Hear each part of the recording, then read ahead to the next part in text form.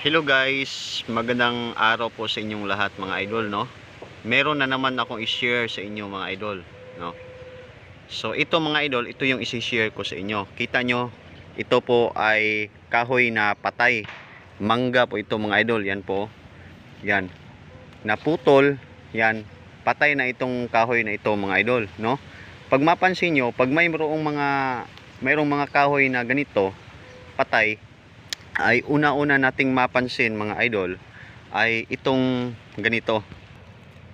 Ito yung una nating makita mga idol, no, pag makakita tayo ng patay na kahoy. Yan. So ang tawag namin dito sa Bisaya ay kwakdok. Yan po. Makikita lang to mga idol ang ganitong klaseng mushroom. Iwan ko mushroom ba ang tawag nito mga idol. Tumubo ito sa mga patay na kahoy. Yan po. Ang tawag nito ay kwakdok sa Bisaya mga idol. Yan po. Ito. Alam nyo ba mga idol na noong kabataan ko pa, nung nasa bukid pa ako, mga 1990s, yan po. Hinahalo namin ito sa gulay. Yan. Kinakain namin to mga idol. Lalo na pag haluan ng malunggay, alagbati, no? Gawing gulay talaga mga idol. Masarap to. Yan.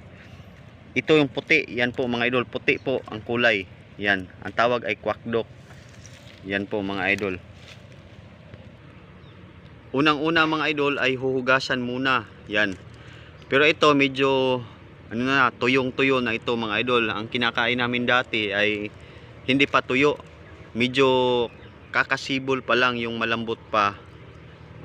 Malambot pa siyang kainin, no? Masarap ito mga idol. Yan po.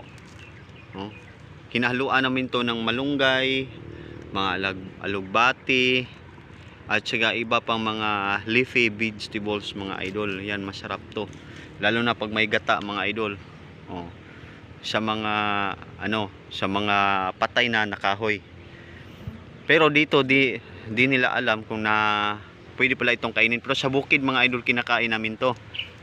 Yan. Masarap to. So mga idol, pag ang inyong bahay po ay malapit sa punong mangga, ay wag po kayong magkumpiyansa mga idol, kasi malambot po yung kahoy o puno ng mangga. Malambot po, madaling mabali, no? Imagine niyo mga idol, kung ganito nasa tapat ng bahay ninyo, pag matumba, yan mabali, delikado po ang inyong bahay, no? Yan po mga idol. So siguro mas maganda na wag kayong magtanim ng punong mangga dyan sa malapit sa inyong bahay, no? Kasi delikado pag maging ganito. Ito pa mga idol, no, natumba. Yan. So delikado talaga pag malapit lang yung bahay mo sa puno ng mangga. Yan po mga idol. So delikado talaga. Kaya pag mag-isip kayo na magtanim ng mangga, ay huwag po sa malapitan, no? Huwag malapitan sa inyong bahay. Yan, meron pa dito mga idol, oh. Marami mga debris nung nakaraang hangin na malakas. Yan, doon pa, oh, mga idol, marami yung mga nabali na kahoy. Pero mga idol, may mga nagsabi din na ang mga young o mga bata pa na dahon ng mangga, ito mga batang dahon ng mangga, ay gamot daw sa diabetes ba yun or high blood. Yan po, nilalaga nila, tapos yung tubig ay iniinom. Yan. Pasensya na kayo mga idol, mayroong mga putok dito kasi kaka New Year lang. Yan po, yung mga bata dito yung nagpaputok ng ng nasa lata na tinatawag nilang parang kanyon. Yan. So ito, sabi nila ay gamot daw ito mga idol, yung malambot pa na dahon ng mangga. So kagaya nito mga idol, no, malambot,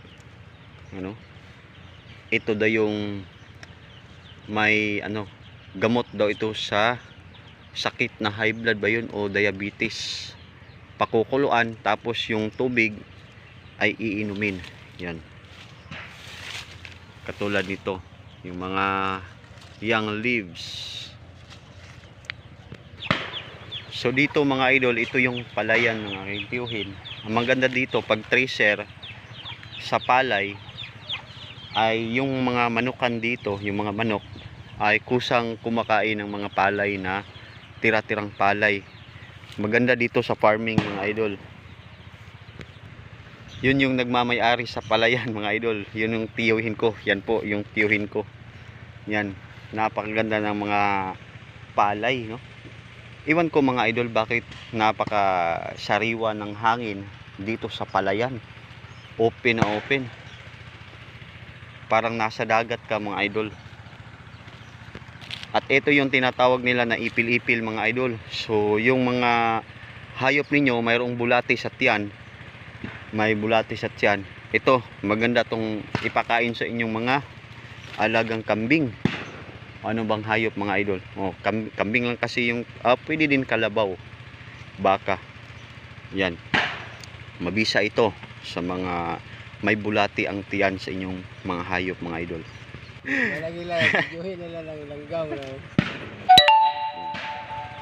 Wala naman tayo ma-upload ani mga idol.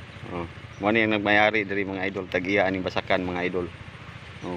Since na wala tayo maisip na content mga idol, ito muna, sightseeing muna tayo mga idol, no? Yan. Ito yung kanyang palayan. Si Miling Cantila, TikToker to mga idol. I-search ninyo sa TikTok. Miling Cantila. Yan. Nasa 60,000 plus na yung followers niya mga idol. Ito yung tiyuhin ko nga sim vibes ko mga idol. Na nagbablog. Kaya ito yung tiyuhin ko na ano mga idol. Na talagang magkaintindihan kami pagdating sa content creation. Ito mga idol, nung unang panahon sa kabataan ko ay kinakain namin to mga idol. Yan. Pag sumakit yung tuyan namin mga idol, ito yung kinakain namin nung kabataan namin. Yan. Masarap to mga idol. O sino ba yung mga nakaranas ng na kumain ito mga idol? Alam nyo mga idol, may mga kambing na kumain ng balat, no? Balat ng puno mismo ng ipil-ipil.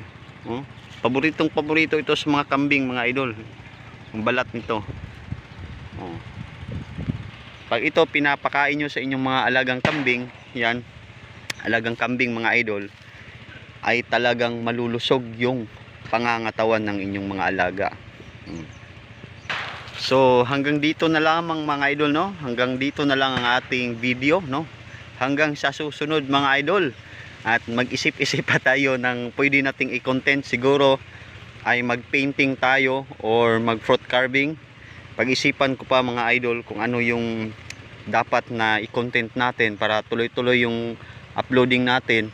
Kasi unti-unting tumataas yung subscribers natin mga idol. Kaso lang yung views natin ay mahina. Kasi di tayo regular na nag-upload. Kaya naisipan ko mga idol na siguro ay mag-painting ako or fruit carving o depende kung ano yung swak sa aking oras. Yan po mga idol. So maraming salamat po sa mga nag-subscribe, no? Yung mga nag-like sa ating YouTube channel. Maraming salamat po sa inyong lahat mga idol. So yan lang po. God bless you po mga idol. Ingat po kayo pala. So yan lang po mga idol, no? This is GC29PH. Yan po, maraming salamat sa inyong lahat.